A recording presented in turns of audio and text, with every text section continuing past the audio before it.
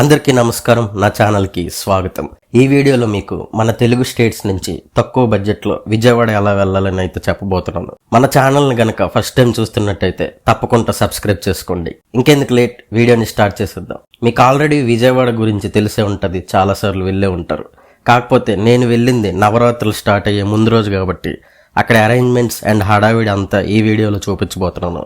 నేను విశాఖపట్నం నుంచి వెళ్తున్నాను కాబట్టి ముందుగా నేనైతే రైల్వే స్టేషన్కి రీచ్ అయ్యాను. ఇక్కడ నుంచి 12805 లింగంపల్లి జన్మభూమి సూపర్ ఫాస్ట్ అయితే ఉంటుంది. మీరు ఈ ట్రైన్ గనక ఎక్కితే మీకు ఆన్ టైంలో అన్నీ అయిపోతాయి. మీరు దర్శనం చేసుకుని రిటర్న్ వచ్చేయచ్చు.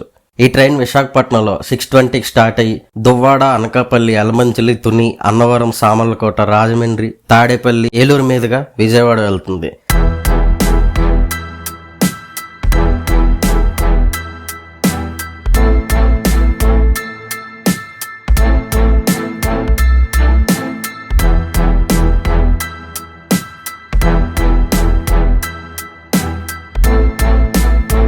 ఈ జర్నీ 6 అవర్సే ఉంటుంది కాబట్టి మీరు జనరల్కైనా వెళ్ళొచ్చు, లేదా సెకండ్ సిట్టింగ్ అయినా వెళ్ళొచ్చు. జనరల్ అయితే 140 రూపీస్ అండ్ సెకండ్ సిట్టింగ్ అయితే 170 రూపీస్ ఉంటుంది విజయవాడకి.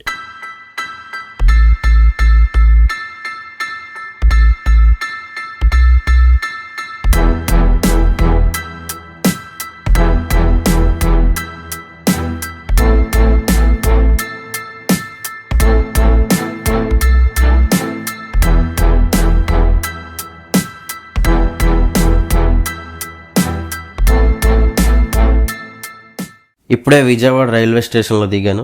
ఈ ఏరియాని పార్సల్ ఆఫీస్ అంటారు. దీనికి వెనకాల ఎగ్జాక్ట్గా ఆపోజిట్ సైడ్ ఉంటుంది, అదే మెయిన్ ఎంట్రన్స్.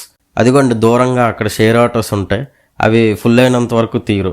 కొంచెం ముందుకు వెళ్తే ఫ్రీ బస్సెస్ ఉంటాయి, కానీ ఇక్కడ ఎండ మాత్రం చాలా దారుణంగా ఉంది.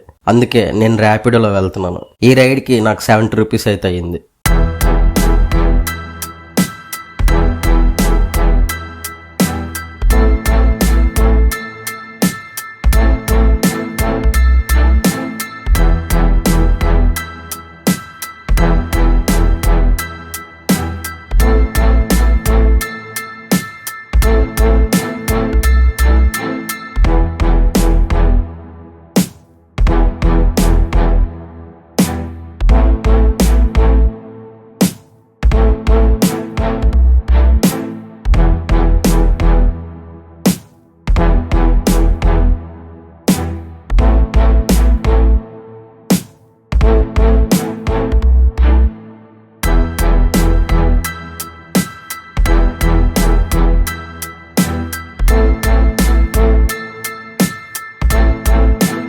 కొండ కింద మంచి హడావిడిగా ఉంది. క్యూ లైన్ అయితే గట్టిగానే ప్లాన్ చేస్తున్నారు. ఈ నవరాత్రులు అన్ని రోజులు క్యూ లైన్ అయితే కృష్ణ నది వరకు ఉంటుంది. ఇప్పుడే ఆటో దిగాను.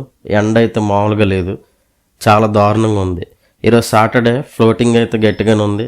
రేపటి నుంచి ఇంకా దారుణంగా ఉంటుంది. ఆల్రెడీ అరేంజ్మెంట్స్ అన్నీ అయిపోయాయి. అదిగోండి ప్రసాదం అండ్ దర్శనం కౌంటర్స్. ఈ దసరా అన్నాలు విజయవాడ మంచి ఫ్లోలో ఉంటుంది. అక్కడ దూరం కనిపిస్తుంది కదా, అదే మెయిన్ టెంపుల్. అక్కడికైతే వెళ్ళాలి ఇప్పుడు మనం.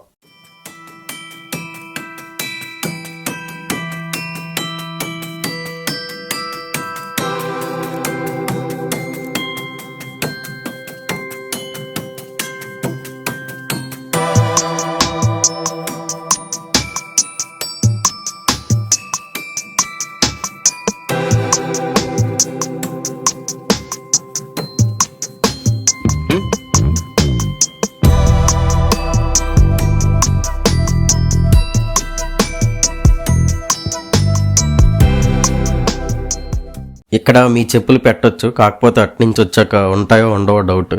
అందుకే ఫ్రీ చెప్పుల స్టాండ్ ఉంటుంది, అక్కడ పెట్టుకోండి. ఇది కొండ మీదకి మెట్ల మార్గం. వీళ్ళు ఇక్కడ ఏదో మొక్కుకున్నట్టున్నారు, చేతిలో దీపం పట్టుకొని వెళ్తున్నారు. ఇక్కడ చాలా గాలి వస్తుంది కానీ అయినా ఆ దీపం ఆరట్లేదు. నా దర్శనం అయితే సక్సెస్ఫుల్గా అయిపోయింది. సాటర్డే కాబట్టి చాలా ఎక్కువ రష్ ఉంది. ఫ్రీ దర్శనంలో వెళ్ళిన లక్కీగా 300 రూపీస్ లైన్లోకి పంపించారు. దగ్గర నుంచి దర్శనం చేసుకున్నాను. టెంపుల్ అటు ఉంటుంది. అలా ఇటు సైడ్ వస్తే పక్కన లైన్గా ప్యూర్ వెజ్ హోటల్స్ ఉంటాయి. మీ లంచ్ కంప్లీట్ చేసుకొని మళ్ళీ ఇటు సైడ్ వస్తే రైల్వే స్టేషన్ ఆర్ బస్ కాంప్లెక్స్కి వెళ్ళొచ్చు.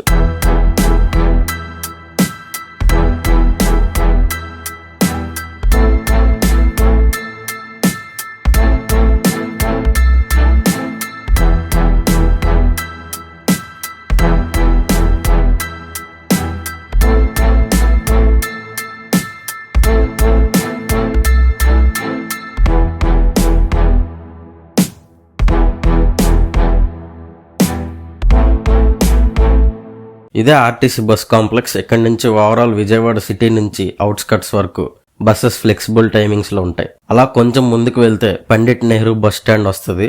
ఇది కొన్ని సంవత్సరాల ముందు వరకు Asia second largest bus stand పొజిషన్లో అయితే ఉండేది. కాకపోతే ఇప్పుడు చెన్నైలో కేలంబాకం బస్ స్టాండ్ 36 ఎకర్స్తో సెకండ్ పొజిషన్లో అయితే ఉంది.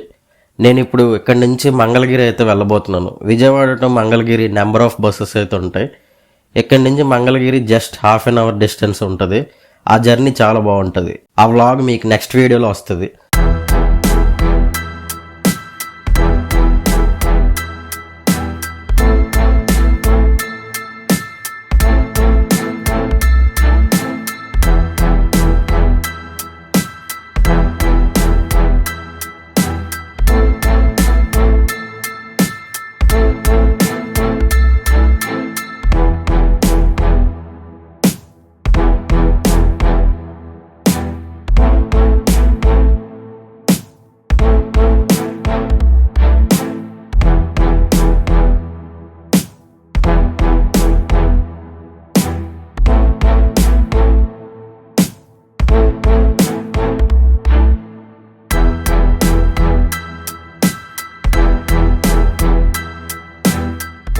సక్సెస్ఫుల్గా మంగళగిరి కూడా కంప్లీట్ అయిపోయింది. ఇప్పుడు నేను మళ్ళీ వైజాగ్ అయితే వెళ్ళిపోతున్నాను.